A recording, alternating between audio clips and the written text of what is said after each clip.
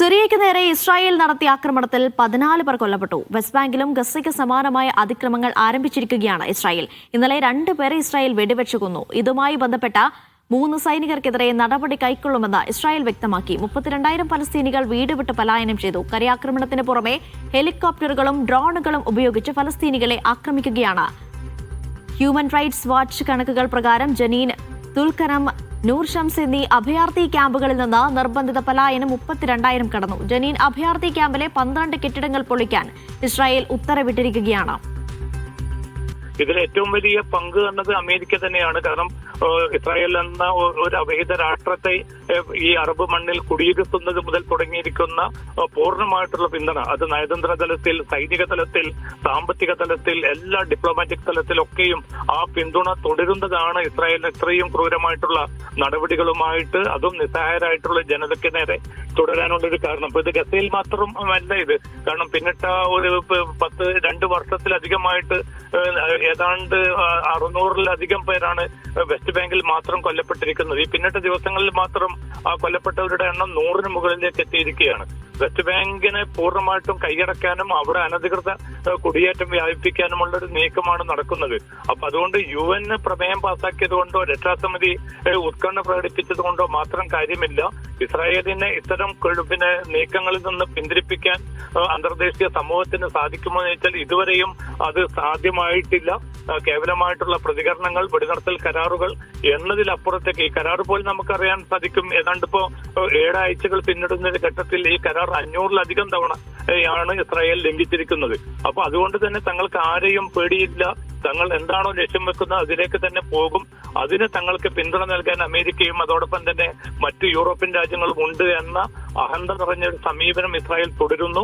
അതിനെ അനുകൂലമായിട്ടുള്ള നീക്കങ്ങൾ വൻശക്തി രാജ്യങ്ങളും തുടരുന്നു. ഇപ്പൊ റഷ്യയും ചൈനയും ഒക്കെ വിയോജിപ്പ് പ്രകടിപ്പിക്കുന്നുണ്ട് പല കാര്യങ്ങളിലും. പക്ഷെ അവർക്ക് പോലും ഏതെങ്കിലും അർത്ഥത്തിൽ ഇസ്രായേലിനെതിരായിട്ടുള്ള ഒരു ശക്തമായിട്ടുള്ള ഒരു സമ്മർദ്ദമായിട്ട് നിലയുറപ്പിക്കാനോ അത്തരം ഒരു പ്രതിരോധം രൂപപ്പെടുത്തിയെടുക്കാനോ ഒരു നിലക്കുള്ള നീക്കവും അവർക്കും സാധിക്കുന്നില്ല.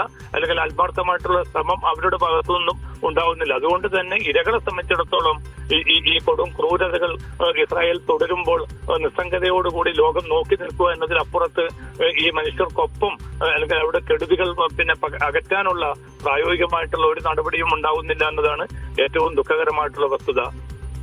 ഈ പറഞ്ഞതുപോലെ തന്നെ ഈ വെടിനിർത്തൽ കരാർ ട്രംപിന്റെ മധ്യസ്ഥതയിൽ യാഥാർത്ഥ്യമായതിനു ശേഷം ഗസയിലേക്ക് പ്രതീക്ഷയോടെ തിരിച്ചു വരുന്ന ഫലസ്തീനികളെ നമ്മൾ കണ്ടതാണ്. പക്ഷെ ഇന്നിപ്പോൾ അതിന് വിപരീതമായൊരു കാഴ്ചയാണ് കാണാൻ സാധിക്കുന്നത്. 32,000-ലധികം ഫലസ്തീനികൾ പലായനം ചെയ്യുന്നു വീണ്ടും എന്ന റിപ്പോർട്ടുകളാണ് വരുന്നത്. ഒരുപക്ഷെ ഇതിലൊന്നും ഒരു ഇടപെടൽ നടത്താൻ അന്താരാഷ്ട്ര സമൂഹത്തിന് സാധിക്കുന്നില്ല, അല്ലെങ്കിൽ കേവലം പ്രതികരണങ്ങൾ മാത്രമായി പോകുന്നു എന്നുള്ളത് വളരെ വേദനാജനകമായ കാര്യമാണ്. പക്ഷേ നോക്കൂ, ഈ നാസർ പറഞ്ഞതുപോലെ തന്നെ ഈ പ്രതികരണങ്ങളൊക്കെ വരുമ്പോഴും ഒരു ഇടപെടലുകൾ ഉണ്ടാകുന്നില്ല. പക്ഷേ ഈ ഇസ്രായേലിനെ സംബന്ധിച്ചിടത്തോളം എവിടെ നിന്നാണ് ഇത്രയും ധൈര്യം ലഭിക്കുന്നത്? US-ന്റെ പിന്തുണ കൊണ്ട് തന്നെയല്ലേ? അല്ലെങ്കിൽ ഒരു മൗനസമ്മതം US-ന്റെ ഭാഗത്തുനിന്ന് ഉണ്ടാകുന്നുണ്ടോ ഈ ആക്രമണം തുടരുന്നതിന് വേണ്ടി?